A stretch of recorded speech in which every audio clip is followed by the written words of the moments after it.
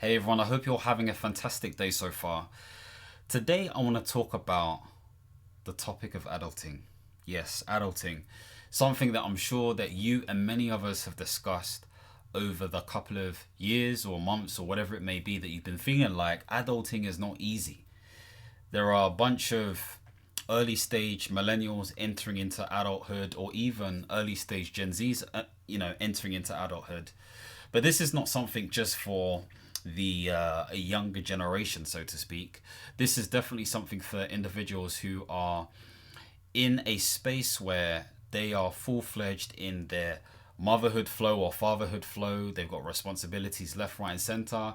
They've got to do well in their jobs. They're trying to make money. They want to, achieve certain career ambitions or life goals or health goals or whatever it may be. And juggling all of it is just a lot. You know, I've been speaking to a lot of friends lately where, this discussion has been like, it just feels unusually busy. It just feels like a lot of stuff. If it's not this, it's something else. If it's not that, it's something else.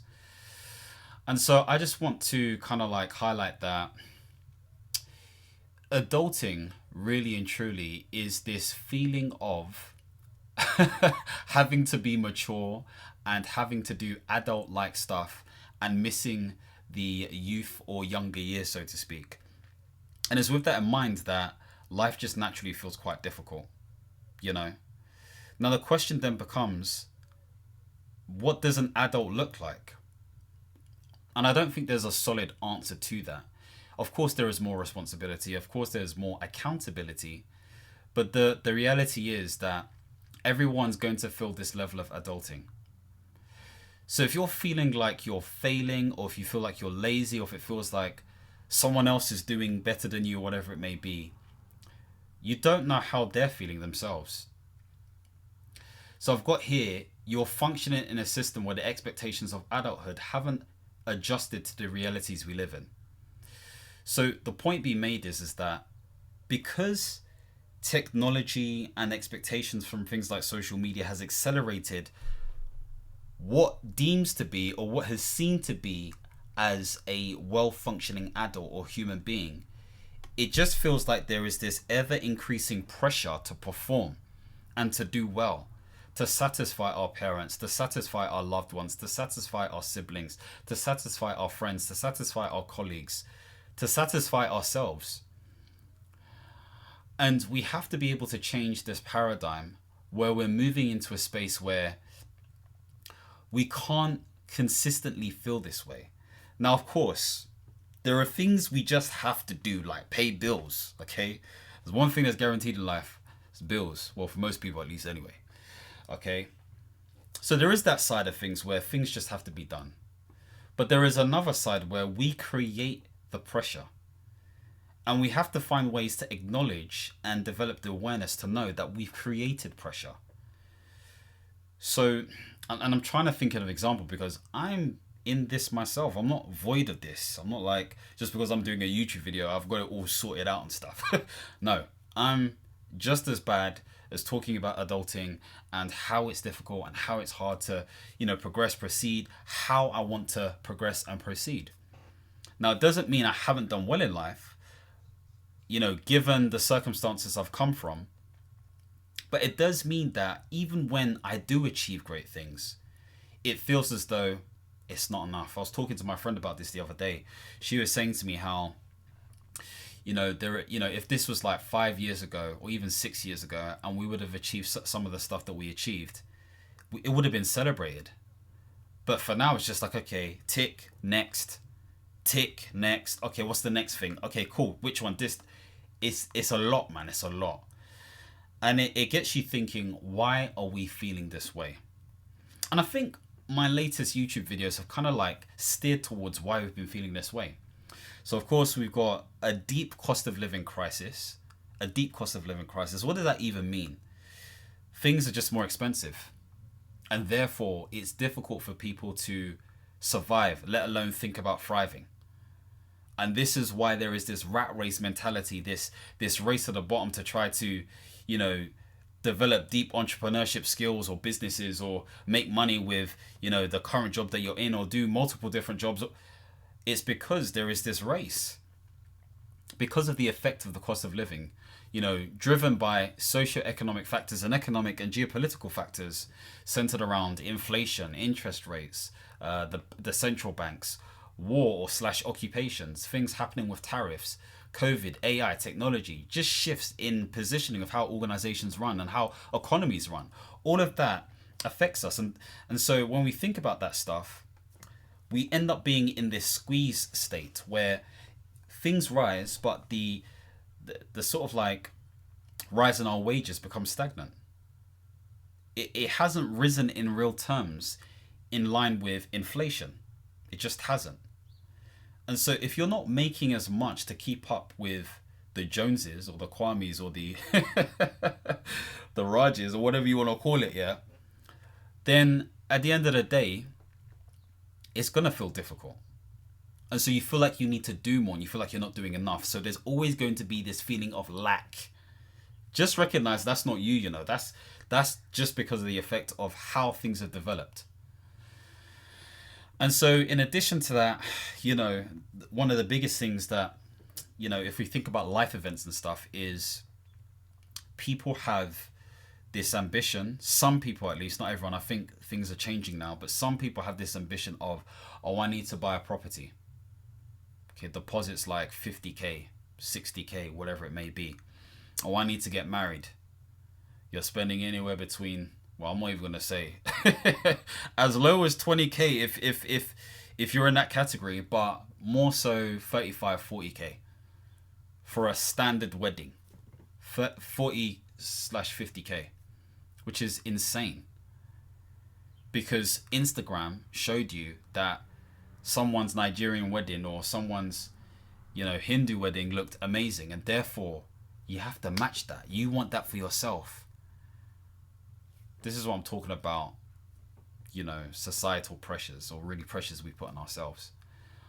But the first part I was talking about was very systematic, or systemic, should I say. Then you got the other vein where actually the thing that we carry around with us all the time, which has kind of made us part android, part robot, so to speak, is our phones. I dare you to check how many hours a day. It's not going to be minutes, it'll be hours. How many hours a day do you spend on your phone? I need to check mine because I'm on it quite a lot of the time, I'll be honest. But looking at social media and doing the whole social comparison thing is going to be the death of you. It's going to be the death of you because Mark Zuckerberg decided to do this thing in 2004 called Facebook, and the way that algorithmic approach has been developed into other social medias has taken social media by storm. It has taken attention. It has changed behavior. I'll never forget, I went to I was going home, I was in Wimbledon, and I was like, I'm not gonna take my phone out and look at it.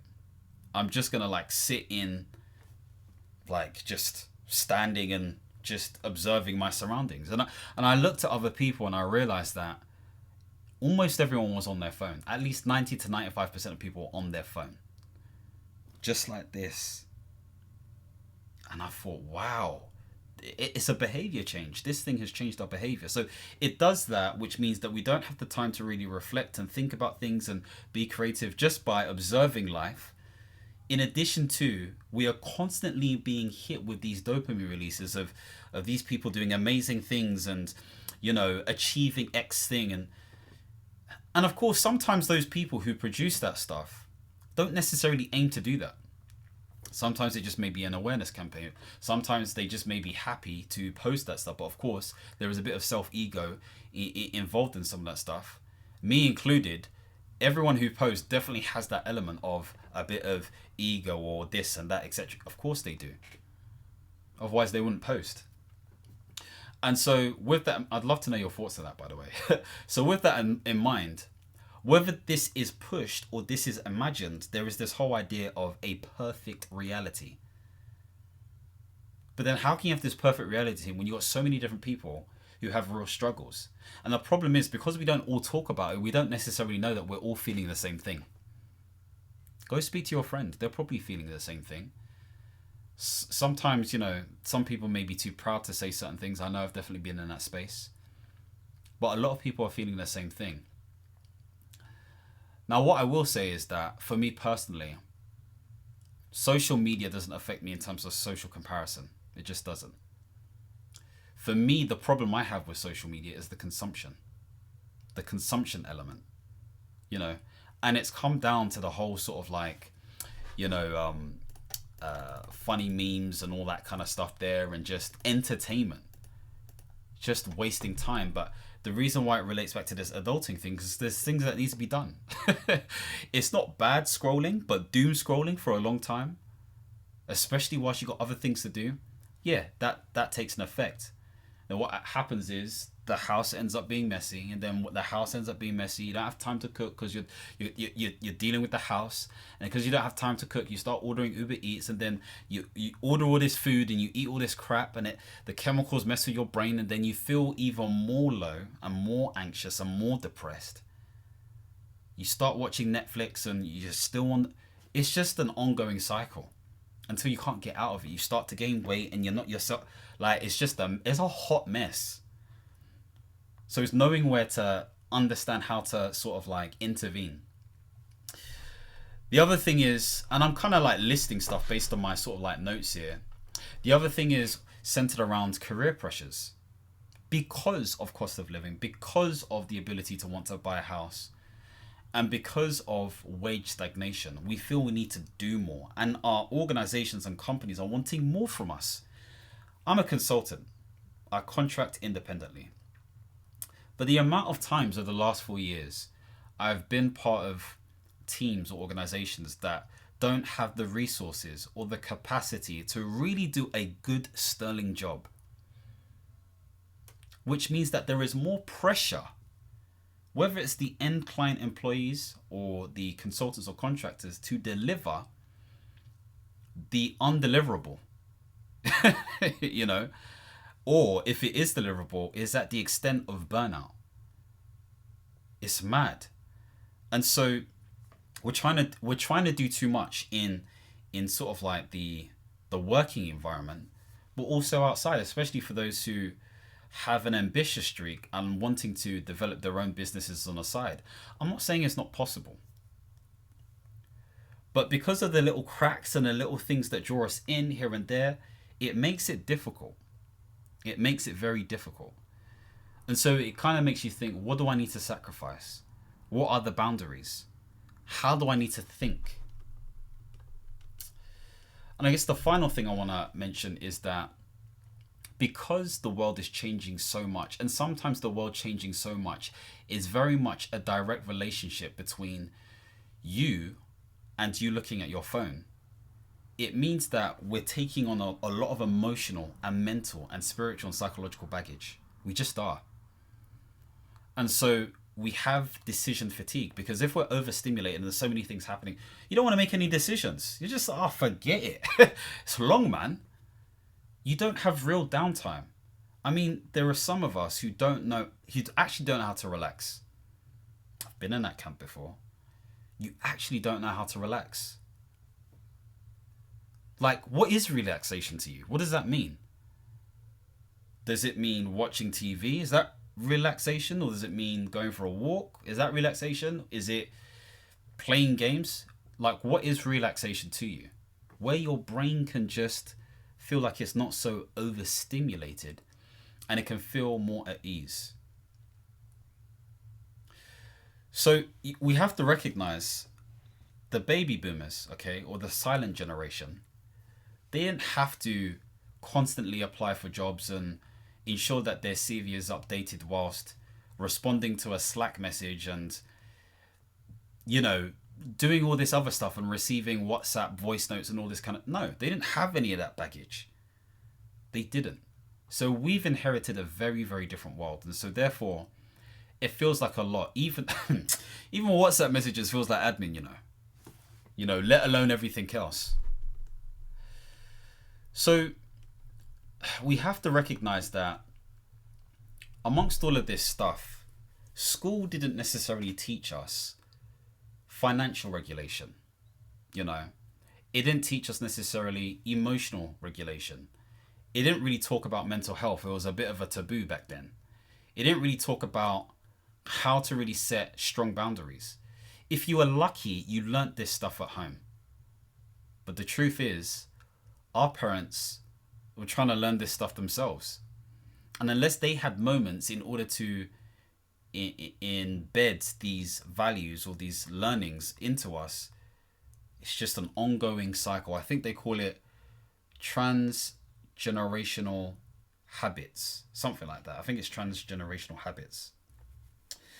And so we start to pick up those habits. And of course, in this world where, again, I've been talking about the whole portfolio career, where it's more not bipartisan by nature, but it's more broken up by nature, where the contract or consulting style type working world is more of the thing.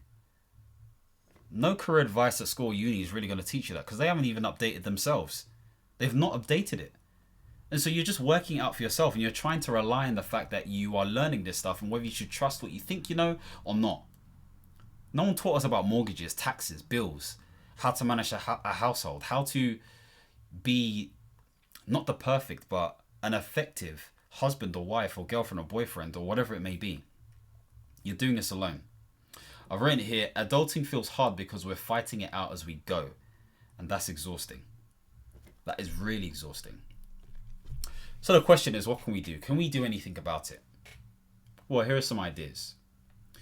The first thing I'd say is to give yourself permission to know that you will never have it all together.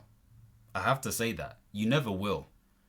You may get close to feeling like it, and that's always going to be a good thing. And if you can keep within that range, up and down, give or take, great. You've done extremely well. But don't expect to have the whole pillars of mastery or the wheel of life sorted, like your career, your health, your it's not all going to be sorted. It's just not what happens. So step 2, in my mind at least anyway, is to at least focus on, I have 12 pillars, okay? But let's say we're using this as a stereotypical wheel of life. Focus on 2 main pillars. Focus on 2 main pillars at a time. So maybe for you, it is career and health. Okay.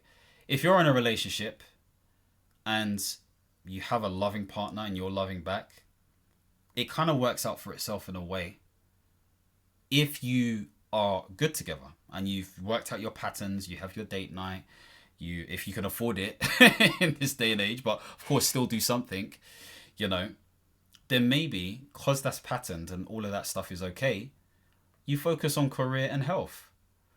Maybe you focus on the 2 that is really going to move the needle. Like, health is wealth, whether we want to agree with that or not. But there are some people who, they don't really focus on their health because they're trying to get the bag or whatever it may be. Again, guilty. Been in that space 100%. So you need to decide what 1 and or 2 pillars that you want to focus on. And don't give too much energy to the others. Seriously, it's long, man. You just have to do the bare minimum. Until you've got to a stage where you are happy, then you can start thinking about the other 2. The other thing is, you want to build small, honest, loving, I'm going to say exciting, trust circles. And what I mean by that is, you need to have people around you who are going to tell you as it is. You need to have people around you who are going to be honest with you. Because they love you, like, dearly and inherently. They understand you as a person. They want you to succeed. They care about your well-being. It's not just about growth. It's about you. So if you have those different types of people around you, you're going to feel more grounded. You're going to feel more comfortable. You're going to have better and open communication. You may feel less burdensome because having people around to talk to and stuff, it just releases pressure.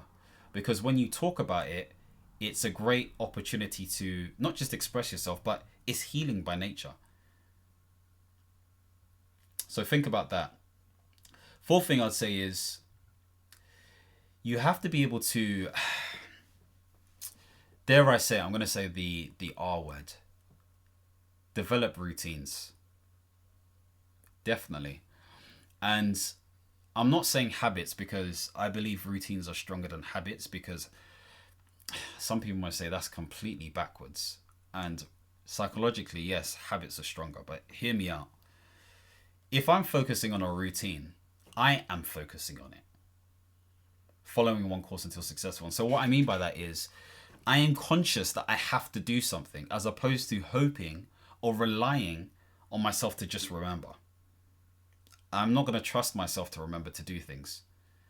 And so if I can set up a routine to set up triggers to enable me to take action, then I'm more likely going to take action. And if that turns into a habit, great, but I'm not banking on it. I'm not relying on it. I don't really care. I just know I've got X to do.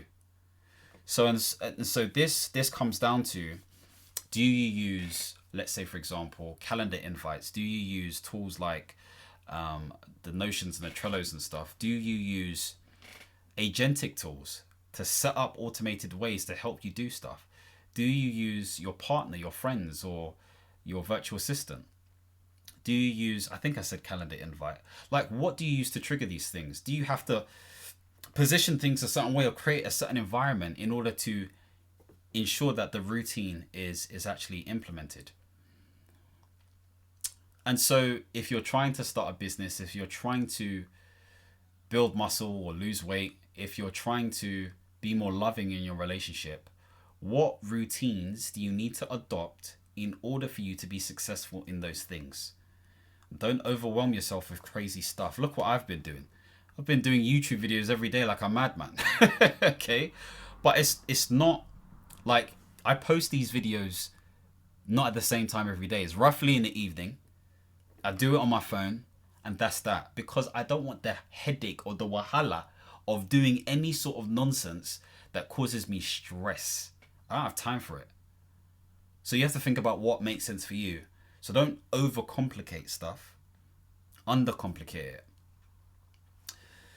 The other thing I was going to say is that you need to be able to carve time out. I can't stress this enough. We're very good at carving time out to do things, but we need to carve time out to do nothing. And of course, if you're in this very much like hustle grind season, or there are things you just can't avoid right now, but you know there's a light at the end of the tunnel, that's for you to decide and, sort of flex with. But blocking out time is important. I block out time every Friday and say, do not book any meetings. Because I know that Friday's for me. Have to do that. So think, when during the week, or when during every 2 weeks, or when during every month do you need to block out time? I'm not saying you have to go anywhere or do anything. Just block out time to do nothing. And if you've got a partner, if you've got a friend, get them to force you not to do those things. I mean, accountability buddies are big in this space. They can act as your therapy. They can act as your cheerleader. They can act as your mentor and coach. So if you have or need an accountability buddy, I would 100% think about getting one. And so I've written here, life isn't linear. Some of the most fulfilled people didn't get it right until their 30s, 40s, 50s, or even 60s. So even if you are over 60, again, there's possibility for change. But of course, everyone's situation is very different, especially when, people are more experienced. So it's understanding that you're not behind, you're human. And this is just the economy we're living in right now. But we need to take onus and understand what we can control. We can control the social media consumption. We can control what we eat. We can control what we put in our calendar. We can control ourselves when we say yes or no. So I have a lot of empathy. Okay, I feel it. I do sense the huge changes that are happening right now. But I want you to be delusional and understand that you have more power than you think. Bills have to be paid. I get it. There are certain non-negotiables. But you have to be crystal clear about what those non-negotiables are. So hopefully this has given you some level of inspiration to make some changes, or even start a discussion about this. Okay. I'd love to know your comments around what you think is contributing to adulting. Some people say, hey, listen, it's just being an adult. That's what you hear from the baby boomers, or, the late stage Gen Xers. They'll say it's just being an adult. That's just how it is. Maybe millennials, okay, or the Gen Zers can't take it. Maybe we're lazy. I don't think we are. Okay. But I do think that everyone's feeling it. And I think the economy's got a huge part to play with it, but also there is the microeconomy of social media, should I say, the internet and digital revolution. The feeling that there is so much to do, when in reality, is there?